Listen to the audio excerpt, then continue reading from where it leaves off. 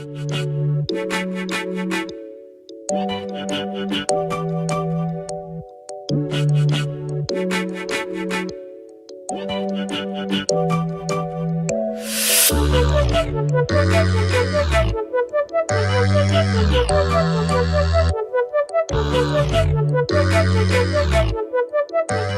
I'm Parris and I'm Head of Customer Value at WARC and WARC, and we are partnering with the Black Cultural Archives to amplify the voices of Black marketers throughout history and for the future. And this has come about from months of trying to understand how we use our influence at WARC to influence the industry and understand where and why and the impact that Black marketers have on brand activism, on diversity, on branding, advertising, everything in between. And something that WARC are really committed to is making those changes in our industry and influencing from the inside and via our content. So that's something that I'm very passionate about, and the brand are completely behind, and hopefully it's something that we'll be able to carry on into the long future. Hi, so we're here today at the Black Cultural Archive looking at the history of Black marketers and the future of Black marketers too. And today we're joined with Kevin Morosky. If you want to give a little introduction of who you are and what you do. Yeah, my name is, as you just said, Kevin Morosky. I'm a creative director currently at Havas. And also the co-founder of POC, which is People of Culture Collective, which actively exists to improve the experience of Black and brown and other ethnic minorities within creative industries, not just advertising, but across the board. Absolutely. I think that leads quite nicely onto my first question. So thinking of the current state of diversity, equity and inclusion in a creative industry like advertising and marketing, how would you kind of describe the industry at the moment? I think it's problematic. I think it's problematic, and I think it's performative, and I think it's a lot of middle class white men and women that are like, oh great, this will look great on my CV, and it's a bit of a tick box, and they have no understanding of how important it is and how they're affecting lives and can save lives. What a privilege it is to be in advertising, and why it's important for advertising and creative spaces to be diverse, for real, not just like, oh. Not just a tick box. Not just a tick box. So yeah, I'm not impressed with it whatsoever. So what drew you to advertising and what made you stay? Yeah, closed doors. Closed doors, and I've never believed in that saying, curiosity killed the cat. Mm-hmm. It's like, where's the door closed? Why is the door closed? Why is it closed? Why are you lot going in but I'm not allowed? Why is the door closed? So yeah, initially I started out as a photographer, didn't even know that Black people could be photographers. It was from a space of just listening to Biggie Smalls and his music and his poetry and seeing those pictures, and I was like, oh, I want to create stuff like that, you know? So I just shot for the longest time. Someone got me Nan Goldin's book, Devil's Playground, and saw her documentary style. I was like, oh, that's what I've been doing, that's the same thing. Low-key thought I was better than her as well, to be honest. So then I got in photography that way, which then, and initially I was just all film, and then digital came out and video was attached, and so bit by bit, and you're like, oh, actually, I like this, and taught myself how to edit. So for the longest time, I was doing a lot of fashion and editorial stuff in video and film, but realized I was like a token in the room. So I was like the kid you would grab to be like, look, we're diverse, we're doing it right. And I was like, I'm not a puppet, what is this?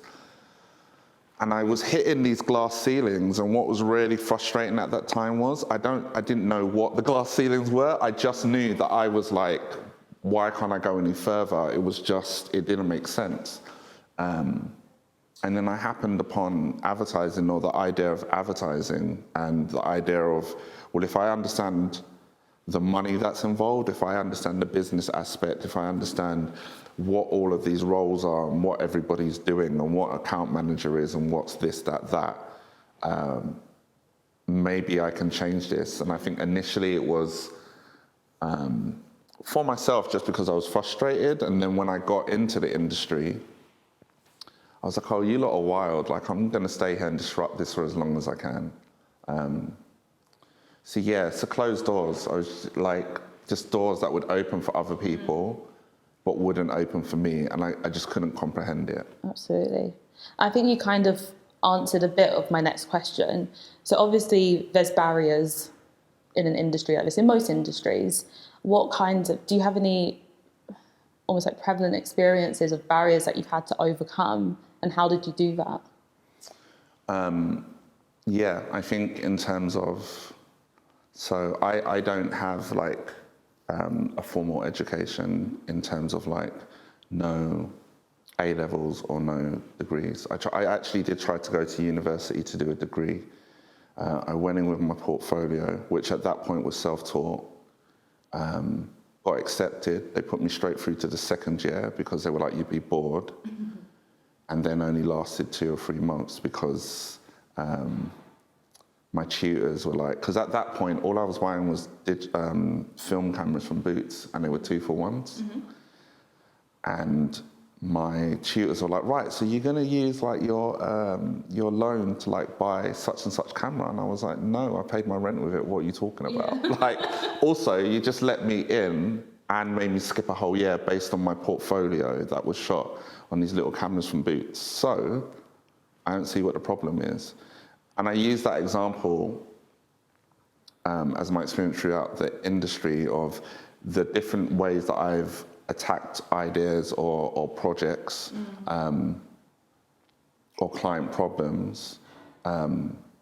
There's always been that, why are you doing it that way? I'm like, but why would you do it that way also? Like, my point of view is valid. I wouldn't have been hired in the first place. My experience and lived experience. Like, advertising is this space where the magic of imagination and creativity is meant to thrive, and we figure out wonderful ways to communicate with people and low-key sell stuff to people, sell stuff that they don't need to people, but it is about communication and making people feel whole. Like, where else are you going to find talent that's made for that? Unless from a background where you didn't have that much and you have to make magic out of nothing. So the boundaries are always just like, why are you doing it this way? This is the way to do it. This is the traditional way to execute this. This is how you do that and the other. And there were things that I had to learn on the fly in terms of acronyms and stuff like that, and like, you know, the language of it all. But for the most part, yeah, it was just, again, gatekeepers just being like, no, this is the way that we do it. We would never do that. And it's just like, nah, I'm going to do it this way. I know it's going to work. And it worked. Yeah. Exactly. And thinking about, you mentioned briefly before working with clients and having to work through those conversations, which can obviously be quite difficult and quite precise, let's say. How are you successful in kind of creating that space to say, this is the right way to do this because my lived experience is my lived experience? I'm me from the get-go. If you're my client, listen, we're going to work together. It's going to be amazing. But please know, if you are making crazy decisions, I'm going to stop you and be like, this isn't going to work. Like, my relationships with my clients are very honest. I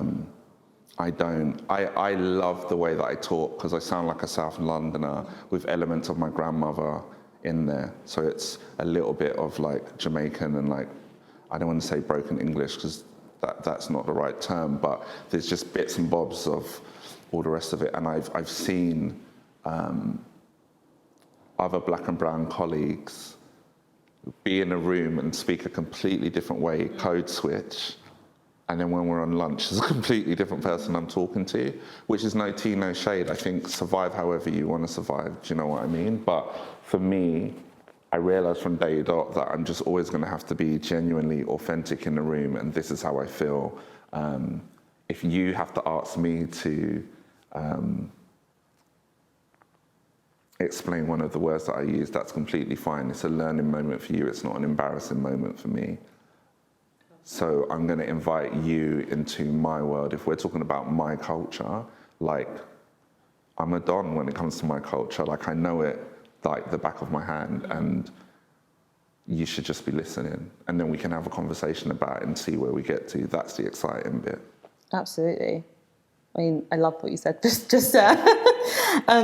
thinking of like brands and clients that you've worked with, or just looking at the industry as a whole, do you think that every brand, almost every company, needs to be an activist brand?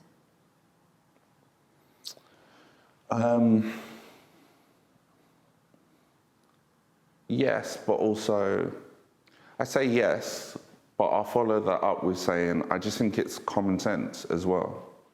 Like, who doesn't want equality?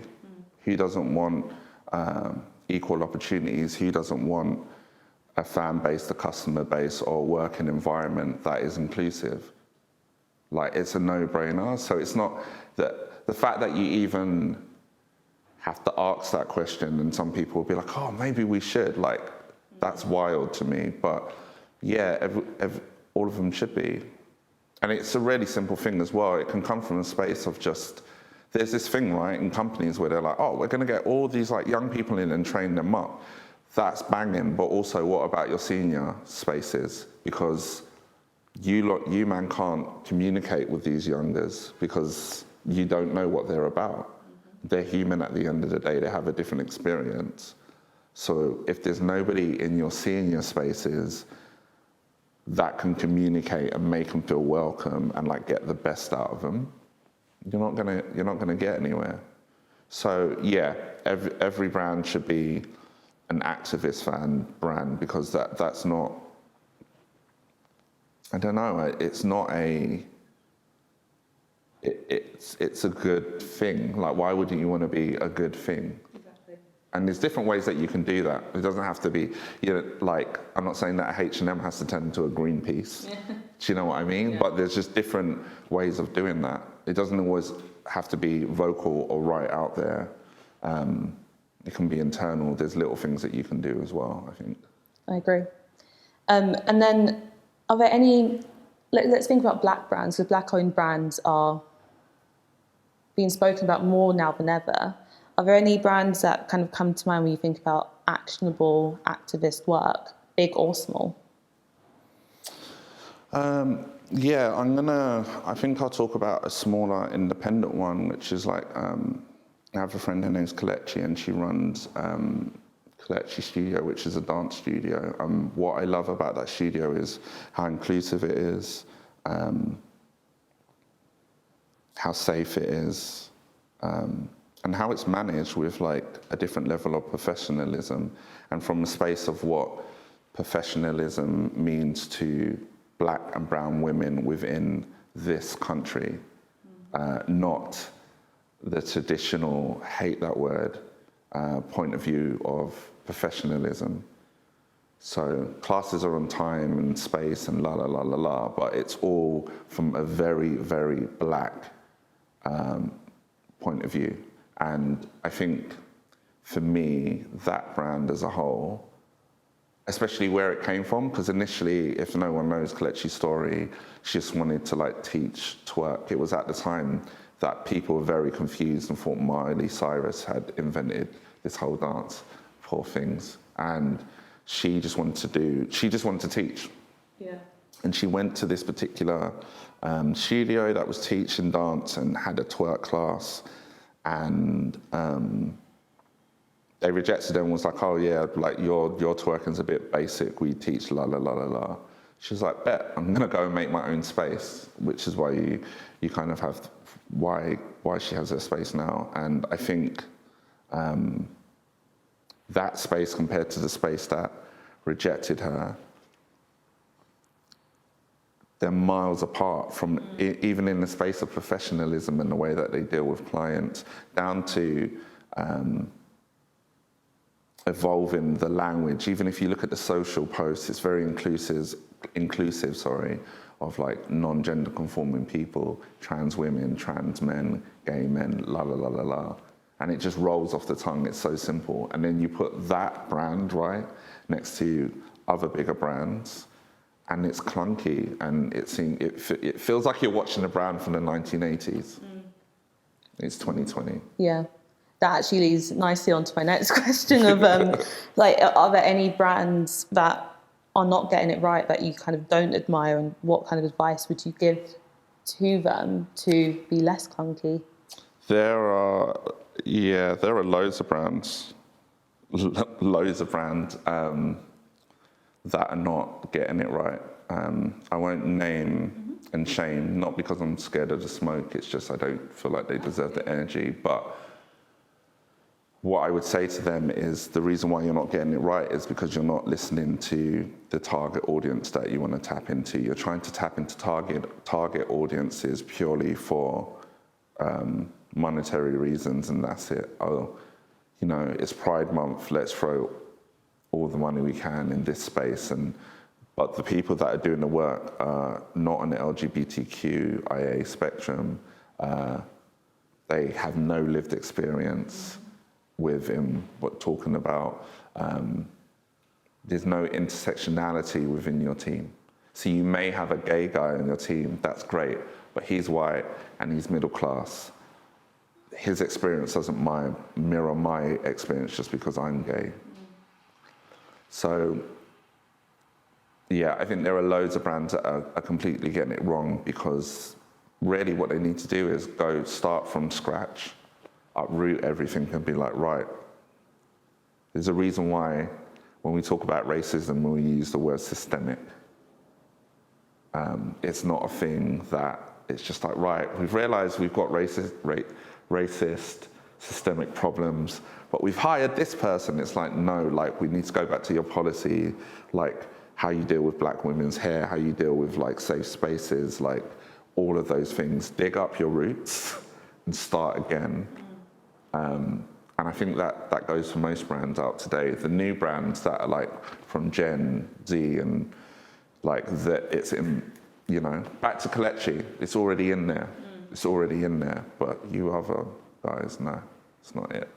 So would you say those are the 3 kind of actionable things that you would recommend to a brand to do next? Yeah, I think authenticity, like look at like the stories that you're telling, and look at the agencies that you're hiring to tell those stories. Are they on board as well? Are you holding them to account? So it's about authenticity. I think it's about looking at your system as a whole.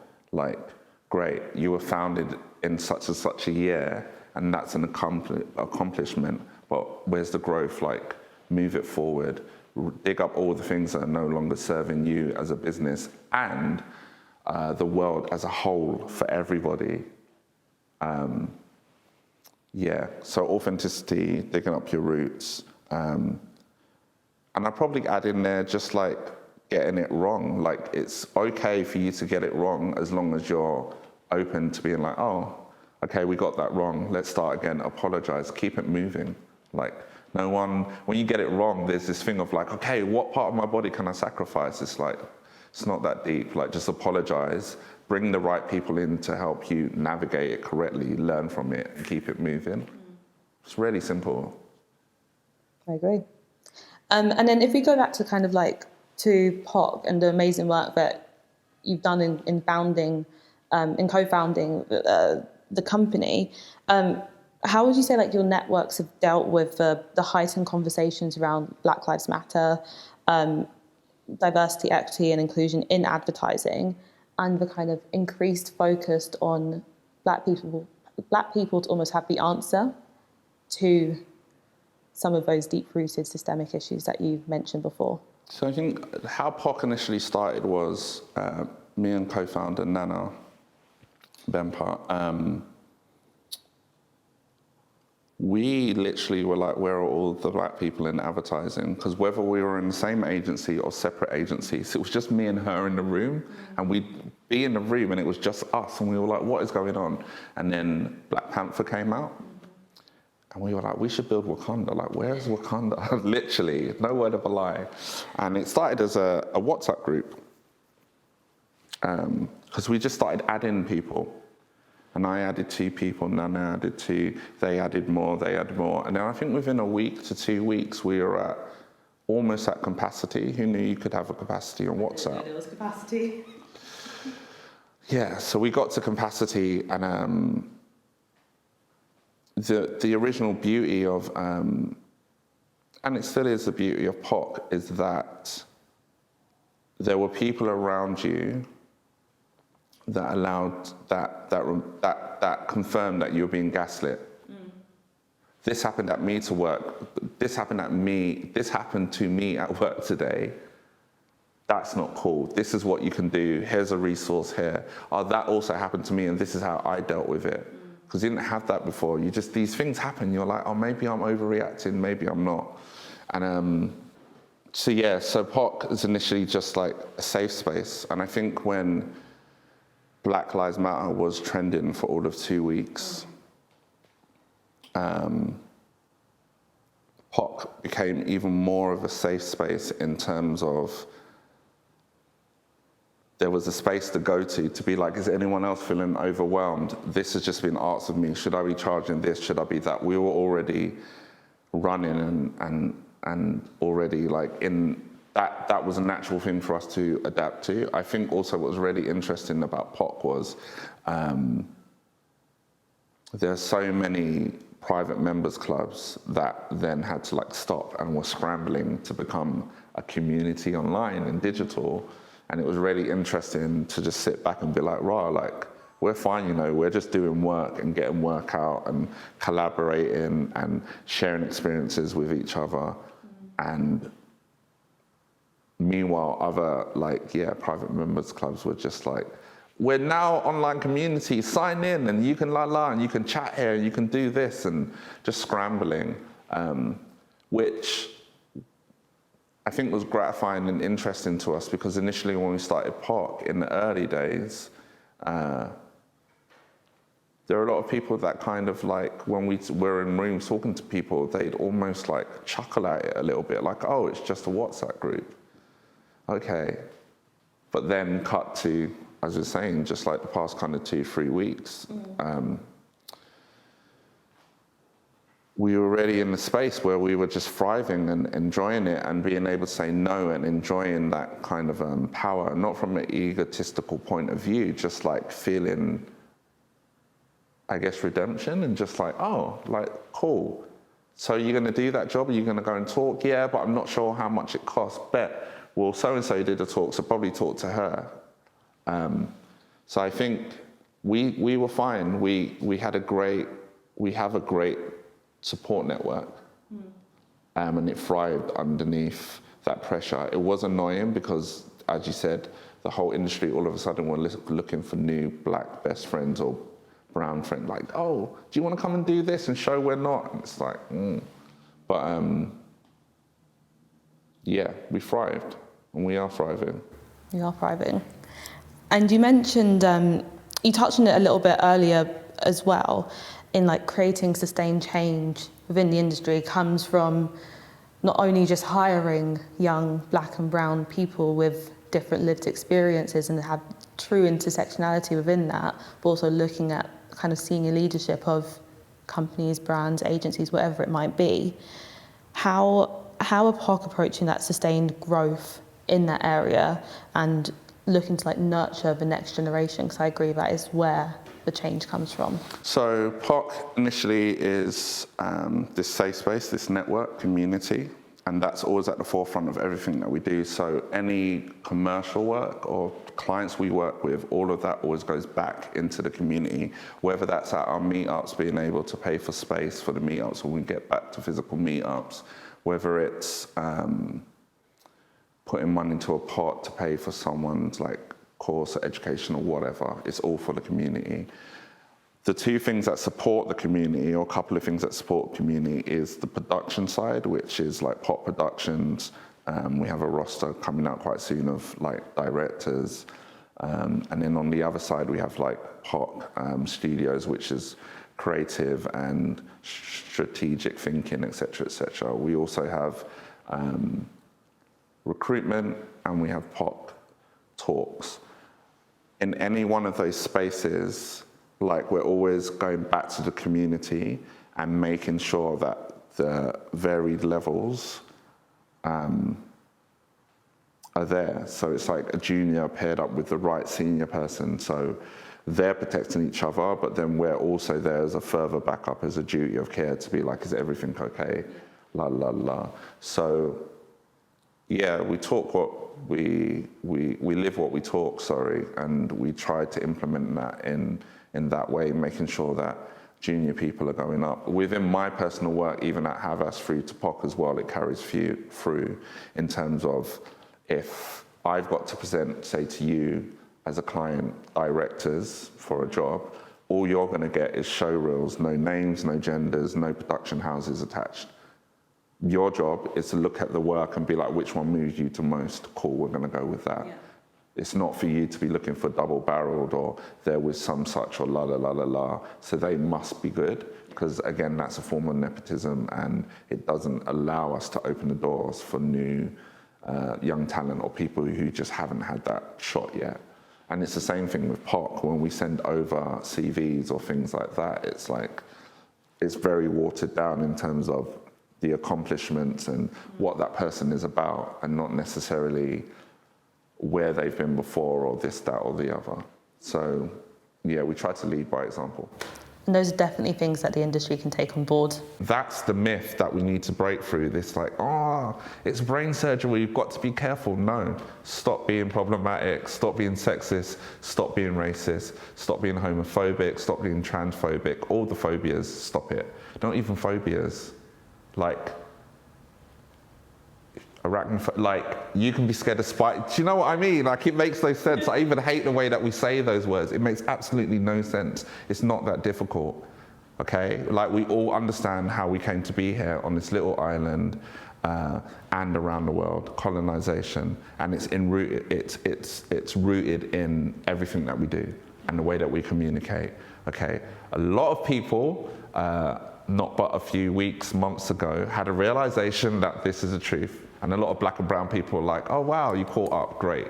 We're all here now, but now it's time to do the work and be like, right, scrap everything, bring the right people in to make sure that there are different voices in the room, that the conversation is intersectional, diverse, representative, and inclusive. All of those things, and then start from the ground up, and you'll see how quickly your brand will fly. Like, I don't know any brand that has really failed because they were diverse. Yeah.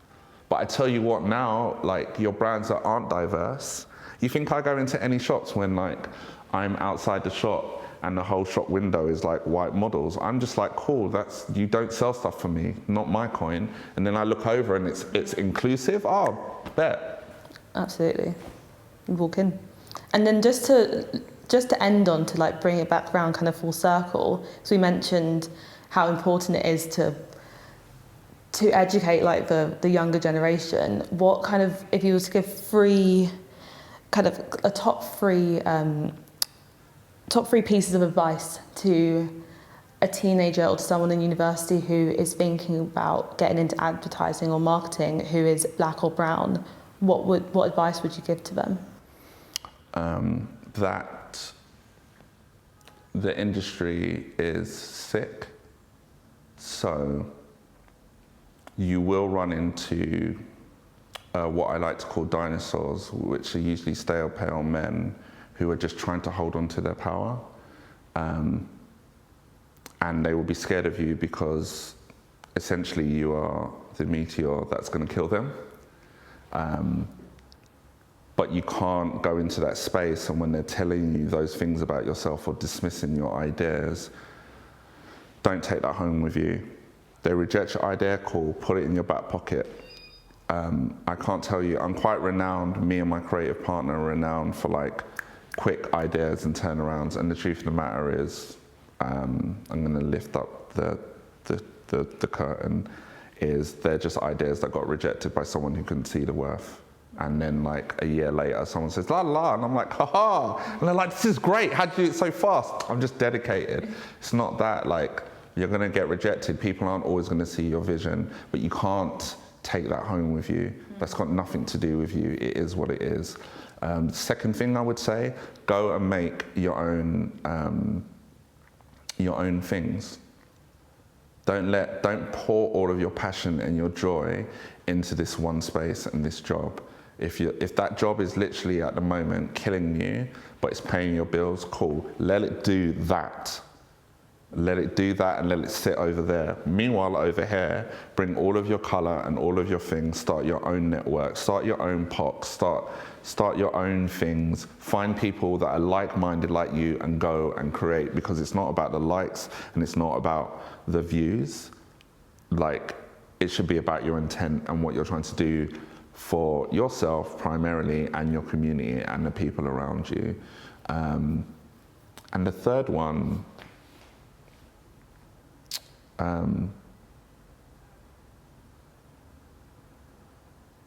have fun. It's not that deep.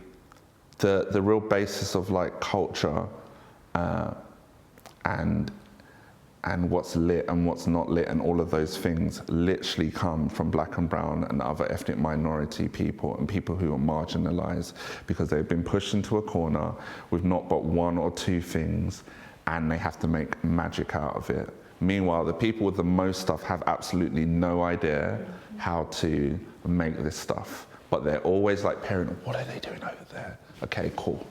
Let's commercialize it. Everything that's like trending, cool or whatnot literally comes from a Black and brown or ethnic minority space or marginalized space, an intersectional space, a space that didn't have that much but made something out of what they made. You lot are the source, you lot are the magic, and they're not going to tell you that you are, so you have to tell yourself that you are and find people who are gonna gas you the way that Donald Trump's hair glue gasses his wig. And on that note, thank you so much for your time.